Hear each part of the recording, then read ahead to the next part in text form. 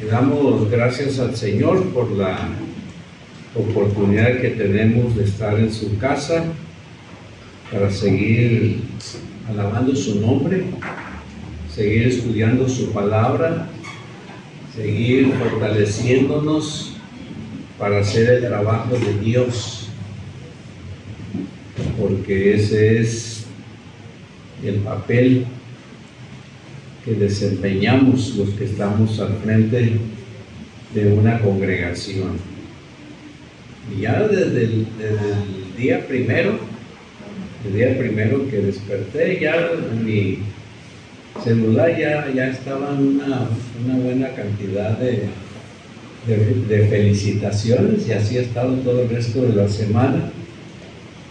Hasta compañeros del ministerio que conocí hace algún tiempo, ahora se reportó uno que no lo miraba desde que salí del seminario, no sabía ni dónde estaba, y se reportó. Quién sabe cómo conseguiría mi número.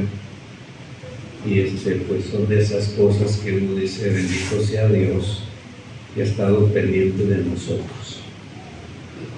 Y hermanos, pues como todos los años, las iglesias bautistas en México y en algunas partes de Latinoamérica celebran el primer domingo de septiembre como el día del pastor. Este año la Alianza Ministerial hizo un pequeño arreglo y ahora le puso septiembre, mes del pastor bautista. Así que tenemos todo el mes para festejar, ¿verdad? Lo único que hay que controlar lo que comemos para durar un poquito más. Así que pues es muy claro, los pastores tienen un gran trabajo, pero también hay otro grupo de líderes que están como sus ayudantes. Por eso damos gracias a Dios. Y simplemente déjenme nomás leer esto, que lo acabamos de leer, pero dice el versículo 11 del capítulo 4 de Efesios: Él mismo constituyó a unos apóstoles, a otros profetas, a otros evangelistas y a otros pastores y maestros.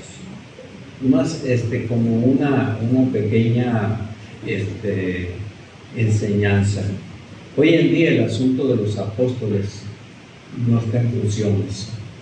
Yo creo firmemente, por lo que he logrado entender en la palabra, que cuando Juan el evangelista falleció, tenía unos 90 años o poquito más de 90 años, con la muerte de él, se terminó la línea del apostolado.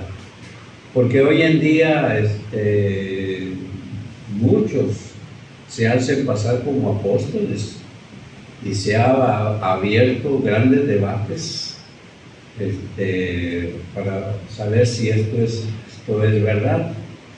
Y yo pienso que uno de los señalamientos para ser un apóstol es haber sido testigo visual de el ministerio del Señor Jesús. No solamente su muerte, que va acompañado a esto, sino sobre todo su resurrección. Por eso el apóstol Pablo, él se consideraba apóstol, aunque muchos lo atacaban, pero él se defendía. Pero él añadía que él era de todos los apóstoles, él era el más pequeño, y casi se consideraba un ser no nacido o en vías de nacer. Así era su actitud, y cuando él lo decía así, pues era para evitar todas esas cosas que a veces en el ambiente se explican. El otro tiene que ver con los profetas, y creo que llevan más o menos la misma enseñanza. Creo que el último profeta que aparece en el Nuevo Testamento creo que fue Agabo, si mal no recuerdo, y estos profetizaban, o sea, decían cosas que iban a suceder, y al mismo apóstol Pablo le profetizan que va a ser apresado, y siempre eso pasó, aunque los seguidores de Pablo no querían que él fuese a Jerusalén por ninguna razón. La razón era que podían apresarlo, y estaba esta profecía sobre su cabeza. Pero el apóstol Pablo era muy valiente, dijo, pues todo topara en que me apresaran y me amarraran, yo estoy dispuesto a eso y más, con tal de manifestar que soy un verdadero seguidor de Cristo Jesús. Y eso le sucedió a él, y cuando leemos el libro de los Hechos nos enteramos de veras que el apóstol Pablo sufrió como verdadero discípulo, de veras, y él padeció mucho. Pero también la otra cosa sobre los profetas tiene que ver con todos los predicadores, así que no hay, hasta el día de hoy no hay más apóstoles, no hay más profetas, pero sí quedaron unos, y eso llama la atención. Hay los evangelistas, que no son los que se anuncian como evangelistas, sino más bien los que Dios los llama para hacer ese trabajo, aunque no tengan oficinas, aunque no tengan un lugar ni tengan recursos económicos para hacer grandes campañas como Luis Palau y Alfredo Motesi, que es el más que todavía vive, y Luis Palau, que creo que ya falleció él, y no hace mucho, pero fueron los tres que llamaban mucho la atención, más otros americanos, Billy Graham y otros más que han aparecido. Pero también casi en muchas iglesias hay evangelistas y nadie les ha puesto un título. Pero ¿cuál es su trabajo? Hermanos, evangelizar. Y siempre lo están haciendo. Y le voy a decir que no son cualquier tipo de evangelistas. Son evangelistas que tienen bien puestos sus pies sobre el suelo para no trastabillar cuando alguien les muestra alguna doctrina.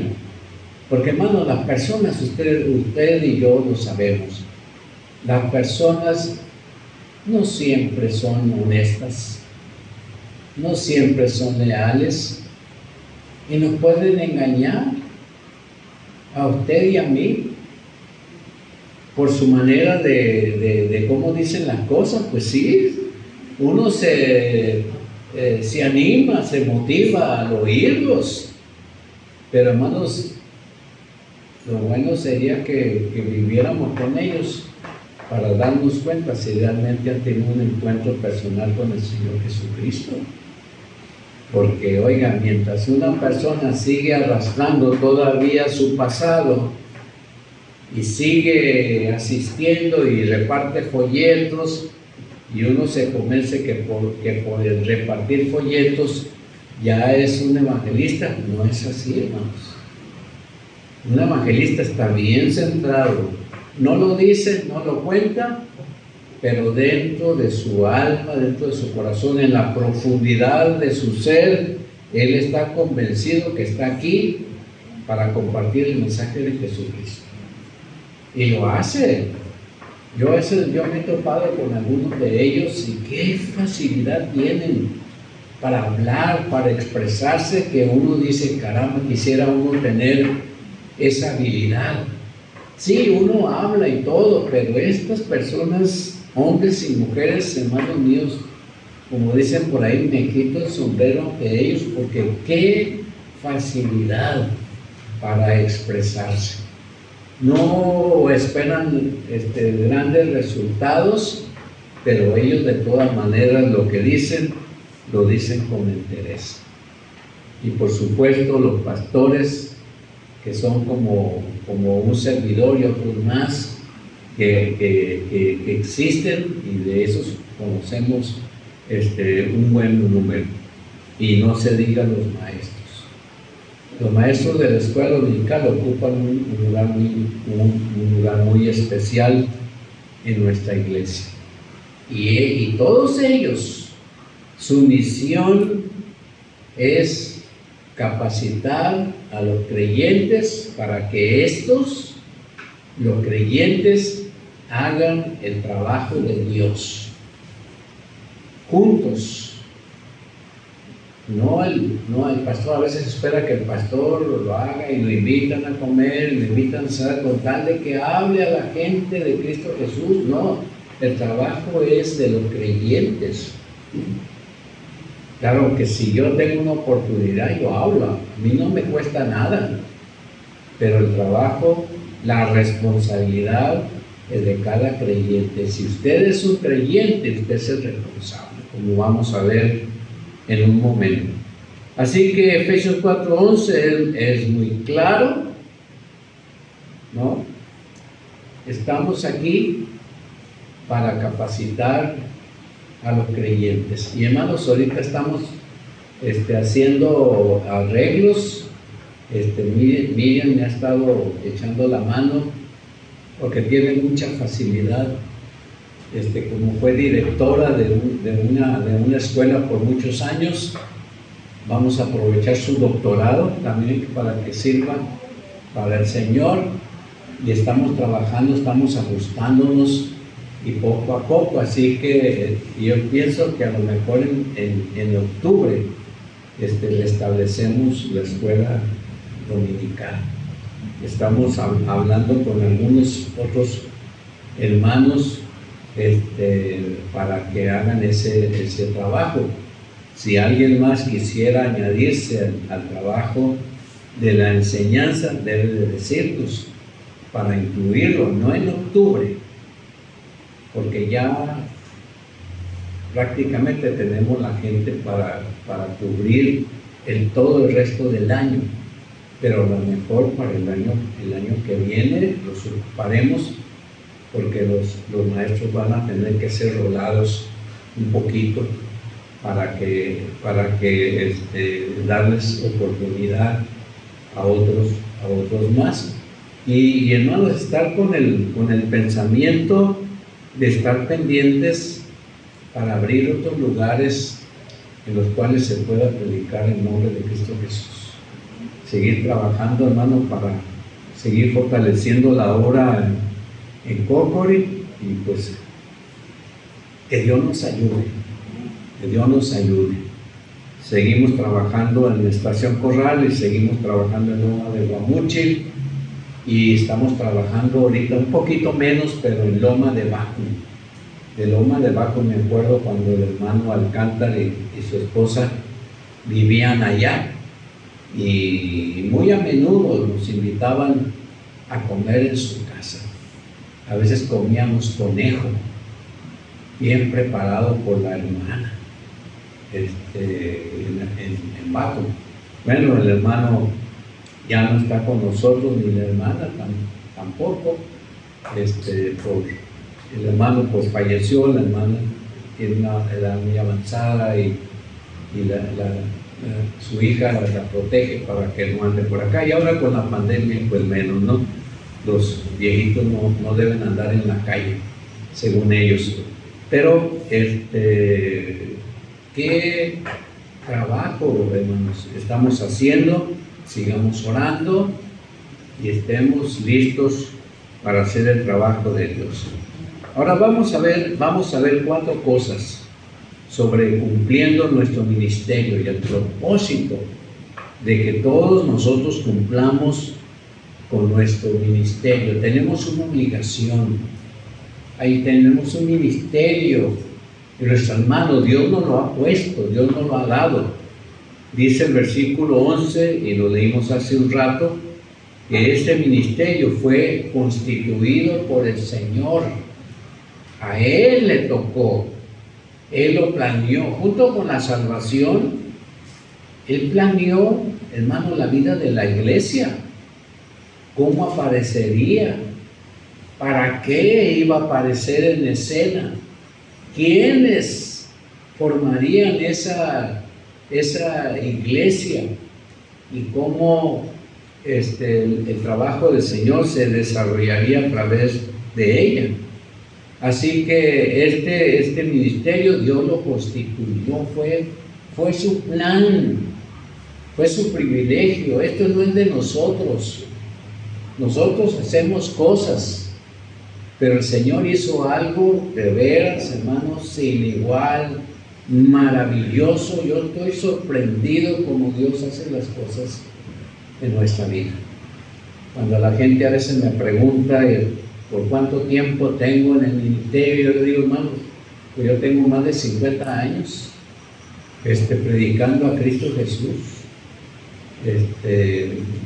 ¿Y cómo has soportado todo eso? Pues no he sido yo, sino ha sido la gracia y la misericordia de nuestro Señor Jesucristo, que ha tenido a bien no solamente llamarme, sino sostenerme. Porque, hermanos, el trabajo no ha sido fácil. Hay muchos hermanos que entienden esto, y yo le agradezco a Dios que lo entiendan, que lo comprendan, porque eso es vital para nosotros los que estamos al frente de una congregación. Este ministerio, entonces, requiere un llamado, que Dios te llame, y que aceptes que no te lo podemos nosotros dar. Por ejemplo, los seminarios, gracias a Dios por ellos. Yo estuve en dos. Uno, instituto, cuando comenzaba era el instituto bíblico, después se convirtió en seminario, y pues fue un privilegio que Dios me diera los recursos para ir a estudiar a Torreón, porque ahí estaba el seminario. Ahora está en la Ciudad de México, en una colonia muy grande ahí que se llama Lomas Verdes. Ahí se encuentra ahora el lugar. Pero este llamado no lo dan los seminarios. No lo dan no vamos al seminario para ser pastores. No, vamos los pastores para que nos capaciten, para que nosotros mismos capacitemos a otros más. Así que esto no lo dan los seminarios, hermanos. Tampoco usted lo puede comprar. Si en este día alguno de nuestros hermanos, sobre todo los jovencitos que están en esa etapa de qué van a hacer en el futuro, sienten que Dios los está llamando para predicar el mensaje, quiero decirles que yo no se los puedo otorgar. Ustedes no me lo pueden comprar. De repente oímos de hijos de pastores que han heredado la iglesia de su papá cuando falleció. Y yo siento que es medio riesgoso eso, porque hay un montón de cosas en contra. Yo prefiero aceptar que esto es un llamado de Dios, suena muy tajante, suena muy directo, pero hermanos míos, este ministerio es por vocación, que Dios te haya llamado para ello. Es personal, es individual, y pues apenas Dios puede hacer esas cosas. Así que no piensen que hay una herencia especial para el pastorado o para cualquier ministerio. aunque sea el de maestro o el de evangelista. Debes de sentir en tu corazón que Dios te llama para eso. Y si Dios te llama para eso, es lo que te hace inconmovible en las cosas que tienes en mente para hacer para el futuro. Porque, hermanos, voy a decirles que no hay cosa más preciosa que oír el llamado de Dios, obedecerlo y gozar la experiencia al paso de los años en esta charla espiritual, en este devocional de todos los días entre tú y tu Señor.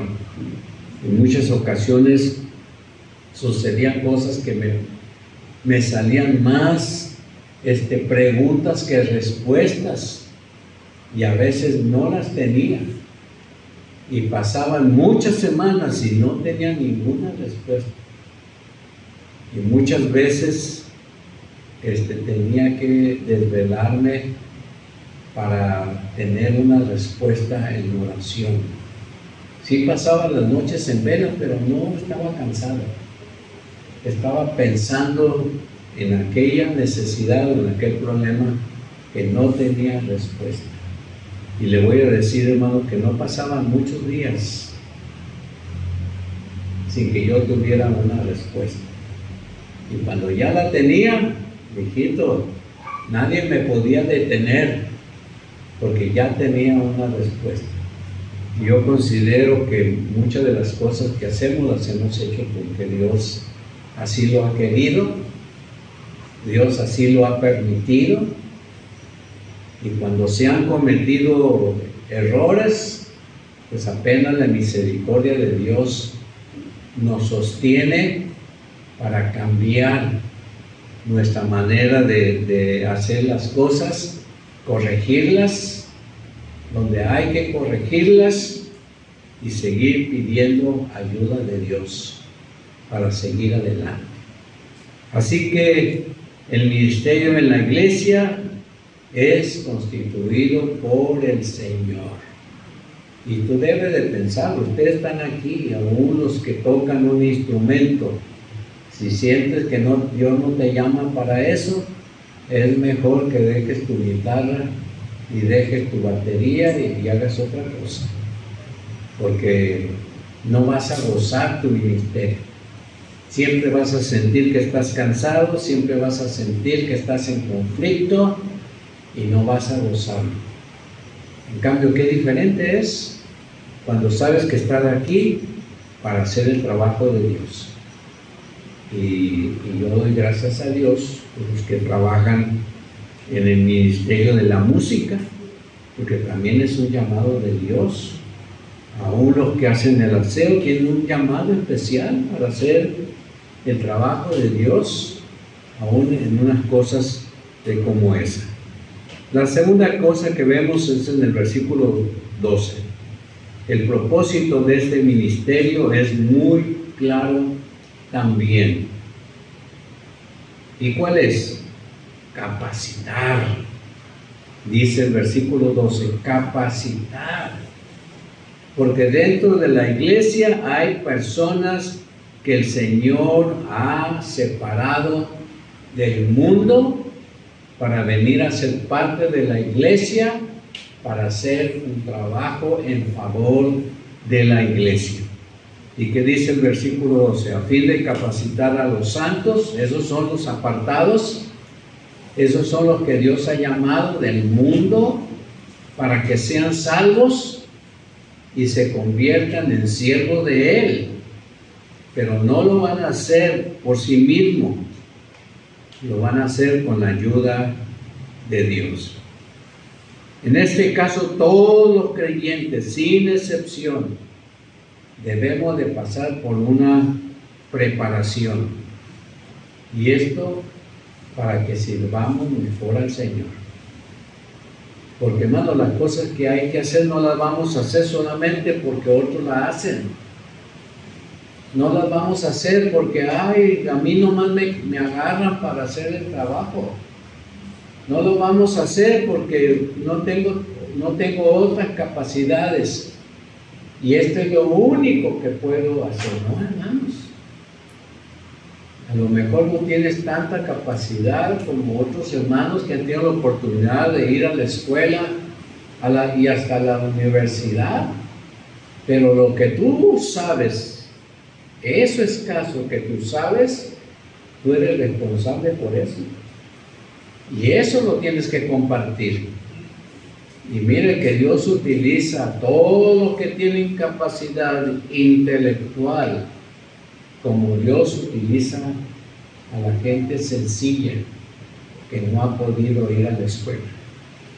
De esas personas que yo me acuerdo, en Nogales había un hermano que les he platicado en otras ocasiones, que llamaba mucho la atención, porque él lavaba carros, pero él se trasladaba en una bicicleta, de esas bicicletas grandes, llantas delgadas, pero esas grandes, y llamaba mucho la atención. Ahí en su bicicleta llevaba su bomba para echar aire, pero llevaba su Biblia. Y mientras estaba ahí en la línea, porque él lavaba carros ahí en la línea de la frontera entre Nogales, Arizona y Nogales, Sonora. Mientras él estaba ahí, tenía muchos clientes. Ahí había una estación de radio, así que había locutores que pedían que les lavaran sus carros. Ahí estaba un restaurante muy famoso. La última vez que pasé por ahí me dio triste saber que ya no existe. La Caverna, porque la hicieron en el cerro. En el cerro hicieron ese lugar, y había todos esos empleados venían a lavar sus carros, y el hermano entre carro y carro, entre lavada y secada, no dejaba de hablar del Señor. Para mí, yo creo que él era un evangelista, pero nadie le había dado un título. Y creo que mucha gente fueron a la iglesia, o ahora que es la primera iglesia bautista de Nogales, por el trabajo de ese hermano Pancho. Se llamaba Chávez, hermano Pancho Chávez. Qué facilidad. Y como él, en mi largo trayecto, me he encontrado a otras personas. Ahí en Torreón, en una colonia, me encontré a una hermana, ya de edad, era parte de la primera de Torreón.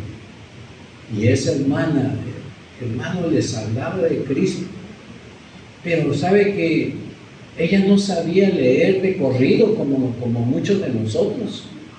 Leía la Biblia despacito, pero lo poquito que leía, hermano, lo explicaba con mucha sabiduría y mucha doctrina. Y yo decía, mira nomás, esta hermana no fue a la escuela, aprendió a leer con la misma Biblia, pero qué facilidad. Y cuando alguien quería entrar en un conflicto teológico con los grupos que a veces llegaban a su casa, ella siempre se defendía y le decía, yo no sé nada, lo único que sé es que Cristo me salvó, y Él es mi Salvador, y es mi Señor, y a Él voy a rendir cuentas algún día. Así que, pues, si tú no eres tan capaz en eso, hermano, lo poco que sabes, háblalo. Los niños, por ejemplo, ¿pueden hablar de Cristo Jesús? Por supuesto que sí. Si ya tienen un conocimiento del Señor Jesús y ya ha hecho alguna decisión por Él, a lo mejor no se nota tanto porque son niños, pero en tu capacidad de niño puedes ganar a otros niños y hablarles del amor de Jesús. Y ya no se diga la juventud. Y por supuesto todos los demás. Así que vamos a capacitarnos para hablar a las personas de Cristo Jesús, a todas, a mis vecinos, a mis compañeros de trabajo, a mis compañeros de estudio. Nadie se debe de alejar de mí sin que sepan una sola cosa, que Jesucristo es el Salvador del mundo y que solamente a Él podemos acudir para ser salvos. Así que, pues, hermanos míos, esa capacitación es muy amplia. También vamos a ser capacitados para hacer las cosas de la mejor manera posible, aún en nuestros trabajos que tenemos, que nuestros trabajos no sean turbios, sino que sean correctos, que las ganancias que conseguimos las utilicemos no solamente para nuestro sostenimiento, sino también para sostener la obra de Dios, porque también para eso a veces necesitamos capacitación.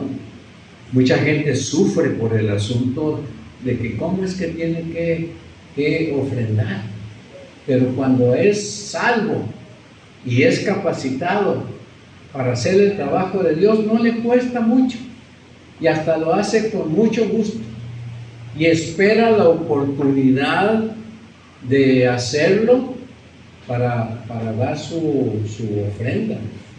Yo admiro a todos esos hermanos y hermanas que ofrendan con una facilidad que de veras, yo digo de veras, estas hermanas y estos hermanos han entendido el plan de Dios, porque ni sufren ni sudan por hacer el trabajo de Dios, y eso apenas lo hace la capacitación, y nos capacita en nuestras relaciones familiares, hermanos. Nos llevamos bien con la gente porque recibimos una capacitación para hacer ese trabajo. Aún los esposos y esposas creyentes se relacionan entre ellos de acuerdo a una capacitación espiritual que reciben. Por eso los esposos se llevan bien con sus esposas, y si no son creyentes hacen todo lo posible por ganarlas para Cristo Jesús. Y no se diga si ella es la creyente y él no, luchan, sufre por supuesto y derrama muchas lágrimas, pero yo creo que al final de cuentas el Señor les concede el privilegio de que su esposo también conozca un día al Señor Jesucristo. Pero no dejen de orar, tienen que seguir orando y tienen que seguir hablando, y aunque él o ella les diga ya cállate, ya no quiero ir, dile pues solamente me voy a callar cuando esté muerta, pero mientras esté vivo voy a hablar del amor de Jesús y cómo Él puede hacer cosas realmente sorprendentes en nuestra vida. Y esa es la capacidad. Y el Señor nos ayuda para relacionarnos con la gente, con nuestros amigos, para ganarlo para Cristo Jesús y no ceder ante las demandas de ellos, porque el que no tiene a Cristo Jesús tiene sus propias demandas y quiere arrastrar a todos los que le rodean. El creyente no puede ser arrastrado por un impío o un inconverso para hacer cosas que desagraden a Dios. Al contrario, se detiene y sí conserva la amistad, pero al mismo tiempo su mente está completamente firme para no ser desviado, porque es muy fácil. Usted sabe que cuando fuimos jóvenes es cuando más estas cosas se ven.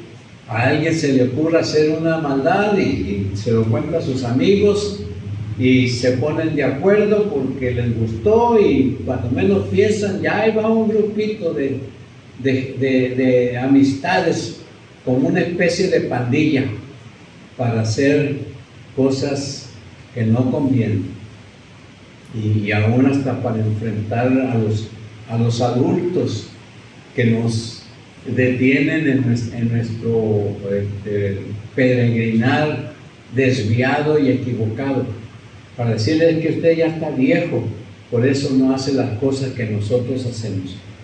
Pero cuando ya llegamos a la edad de ellos nos damos cuenta que tenían mucha razón, y ahora nosotros tenemos que prevenir a los que vienen detrás de nosotros, pero ellos nos van a decir es que usted ya está viejo, usted no entiende, nosotros somos jóvenes.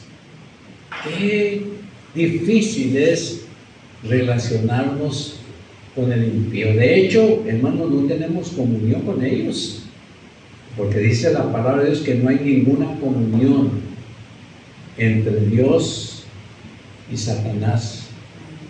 No hay comunión entre la luz y las tinieblas. O somos hijos de Dios o no somos. Pero hermanos, estamos en este mundo, todavía todavía no podemos descartarnos de este mundo, pero mientras eso sucede, yo tengo que estar firme en el Señor Jesucristo. La otra cosa que la vemos en el versículo 13 y 14. Y aquí aprendemos que todos tenemos una necesidad muy grande. Como creyentes, hermanos, tenemos una necesidad muy grande. Y no es la falta de comida, no es la falta de ropa, no es la falta de una casa o de un vehículo. Como creyentes tenemos una necesidad muy especial. ¿Y sabe qué es? Nuestra necesidad es alcanzar una madurez plena, dice el versículo 13. Hasta que todos alcancemos la unidad de la fe y del conocimiento del Hijo de Dios, hasta ser un hombre de plena madurez. Yo ahí le corregiría a la versión actualizada la palabra hasta. Se la cambiaría por la palabra para. Hasta que todos alcancemos para ser un hombre de plena madurez, hasta la medida de la estatura de la plenitud de Cristo Jesús. Así que esa es nuestra necesidad, y esta madurez, hermanos, todavía no la tenemos. Todavía estamos luchando, todavía estamos trabajando. Porque donde quiera que vayamos, hay quienes se proponen que no hagamos las cosas bien. Tenemos esta necesidad de madurez, se entiende también en el versículo 14, cuando dice, para que no seamos niños. Los niños, las cosas que hacen, las hacen porque son niños. No podemos exigirles madurez a un niño porque no la tiene todavía. Podemos enseñarle a que sea maduro, pero tenemos que ser tolerantes, porque mientras sean niños no van a alcanzar esto. Pronto van creciendo, van aprendiendo nuevas cosas, y cuando empieza la madurez, cuando ya son adultos, empieza la madurez. Y ahí es donde tenemos que trabajar mucho, hermanos. El Señor sabía de antemano que todos sus hijos íbamos a tener una necesidad espiritual muy especial y muy grande. Dios sabía esto. Por eso estableció a la iglesia, y por eso estableció a estos hombres de Dios, pastores, evangelistas y maestros, para que fuésemos capacitados, para ya no seguir como niños. Los niños hacen cosas que ellos no lo ven, pero cuando crecen se dan cuenta que todas las cosas que hicieron de niños, qué bárbaro, cómo nos pudieron soportar nuestros padres. Yo siempre me pregunto, ¿qué madurez de madre tuve porque pudo soportar tantas cosas de niños que hicimos? Y nos toleraba porque sabía que no éramos adultos. Pero ya cuando fuimos adultos la cosa es de otra manera. Una buena pregunta, hermano. ¿Quién nos conoce mejor que nadie? Sino nuestro Señor. Él sabe qué necesidad estamos pasando. Parte de esta necesidad tan grande de alcanzar madurez, sabe todas las otras ¿qué padecemos?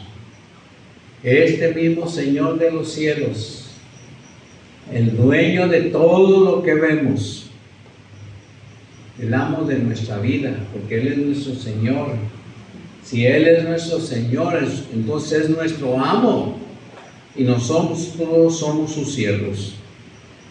Él sí que nos conoce mejor. Por eso estableció que la iglesia tuviese esta misión por medio de sus líderes, capacitarnos a todos para hacer la obra de nuestro Dios. Y mientras estamos aquí, hermanos, ahí está el trabajo de Dios esperándonos. Y el Señor nos va a ayudar. Que Dios nos socorra. Lo necesitamos. Y por último, en el versículo 15 y en el versículo 16, aprendemos que no solamente hay una necesidad, tenemos una gran meta. Todos tenemos una gran meta. El Señor, además de conocer nuestras necesidades más apremiantes, Él nos ha puesto metas. Y ciertamente una de nuestras metas es que vamos a ir con Él a las moradas celestiales. Un día estaremos ahí con Él. Por eso Juan 14 es uno de mis textos favoritos. Voy pues a preparar lugar para vosotros. Sin embargo, Dios nos ha fijado una meta muy clara e importante: que crezcamos. No solamente esa madurez que mencionan los versículos anteriores, sino que crezcamos. Y dice aquí, versículo 15, sino que, siguiendo la verdad con amor. ¿Cuál es la verdad? Es Cristo. Y a Cristo no se puede seguir si no tenemos verdadero amor para Él. Crezcamos en todo hacia aquel que es la cabeza, Cristo. De parte de Él, todo el cuerpo, bien concertado y entrelazado por la cohesión que aportan todas las coyunturas, recibe su crecimiento de acuerdo con la actividad proporcionada a cada uno de los miembros para ir edificándose en amor. Qué texto tan importante tenemos aquí. Así que todo esto viene desde el 11. Y aquí estamos, hermanos. Pone la figura del cuerpo que está unido, ¿no? Y de veras, cuando las cosas no están bien en nuestro cuerpo, todo el cuerpo sufre. Es más, si hasta un dedo de la mano o del pie sufre, el cuerpo también lo resiente. Lo que haya de malestar dentro de nosotros, todo el cuerpo lo sufre.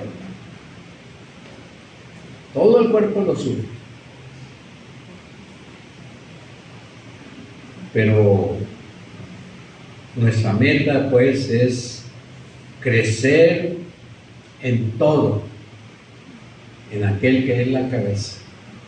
O sea, no podemos crecer por nosotros mismos, aunque tengamos buenas intenciones, aunque conozcamos muchas cosas de la vida espiritual y cristiana. Necesitamos forzosamente a nuestro Señor Jesucristo. Y donde quiera que vayamos, tenemos que hacernos a la idea que el Señor nos acompaña. Y de cada cosa que vamos a hacer, el Señor nos acompaña. Aunque sea una cosa tan trivial como pagar el recibo del agua o de la luz o del teléfono, el Señor nos acompaña. Mientras vamos manejando, el Señor nos acompaña. Y si vamos a 20,000 pies de altura en un avión de esos que a veces pasan por nuestro cielo, el Señor nos acompaña. Y podemos estar en algún lugar solos, pero solos nomás. Creemos que estamos solos, pero no estamos. El Señor ahí está con nosotros. De repente la gente me dice, cuando me ve en algún lugar, dice, ¡ay, estás solo! ¿Cómo que no? No hay nadie aquí. Sí, pero el Señor está conmigo. Así que no estoy solo. El Señor está conmigo. Porque Él es la cabeza mía. Y la cabeza piensa por mí. La cabeza mantiene en posición nuestros ojos y nuestras orejas y nuestra nariz y nuestra boca. Y la cabeza hace que todos esos elementos cumplan con funciones. Así que el mismo Señor nos va a ayudar para que nuestros ojos no vean más que solamente las cosas que agradan a Dios, para que nuestros labios no hablen ninguna cosa, sino solamente lo bueno, lo que está dentro de la voluntad de Dios. No es que repitemos a diestra y siniestra versículos bíblicos, porque la gente que no entiende les va a caer mal. Pero sí hay palabras que podemos decir, pero tiene que ir con esa decisión mía de que el Señor está ahí. Ya no se diga nuestros oídos no están para escuchar cosas del mundo, ni su música, ni sus filosofías, ni sus discursos. Nuestros oídos están solamente para escuchar la voz de Dios. Y debemos de estar listos.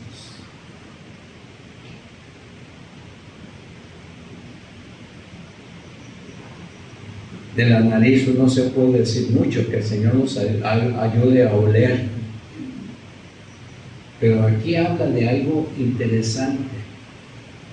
¿Por dónde pasa el oxígeno a nuestros pulmones? Si no es a través de nuestra nariz. ¿Y sabe qué, hermanos? El interior de nuestra vida debe estar lleno de la presencia de Dios.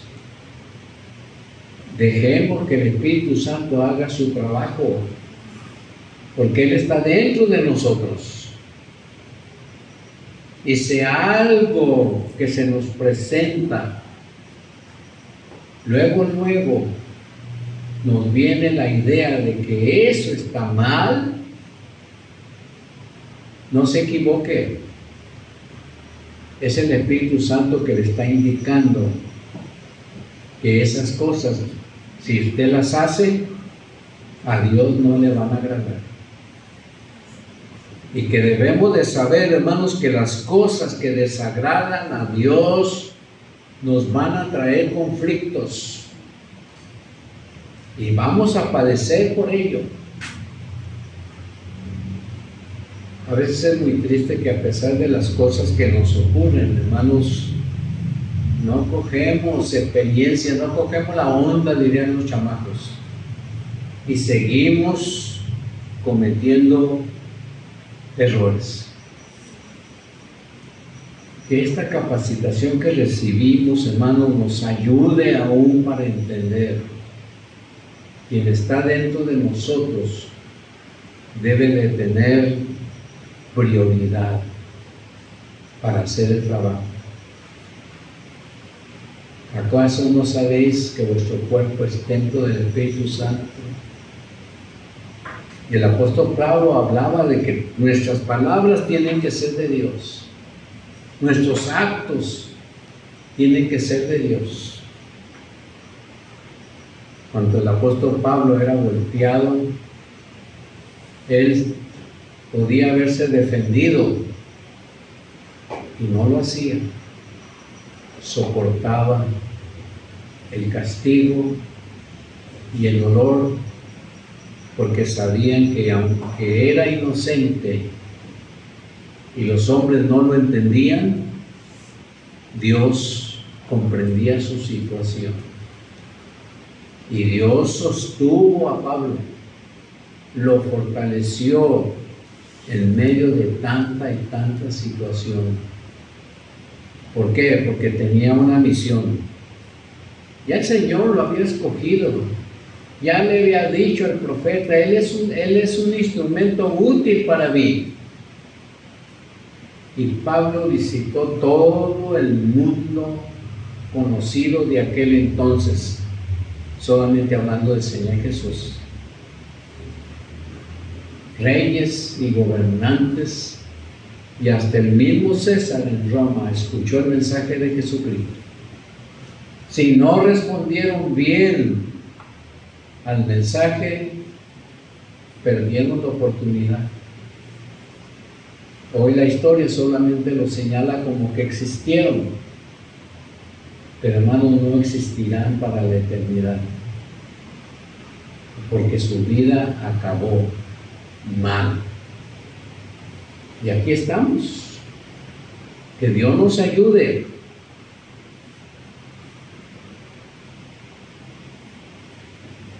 Termino diciendo, hermanos, demos gracias al Señor.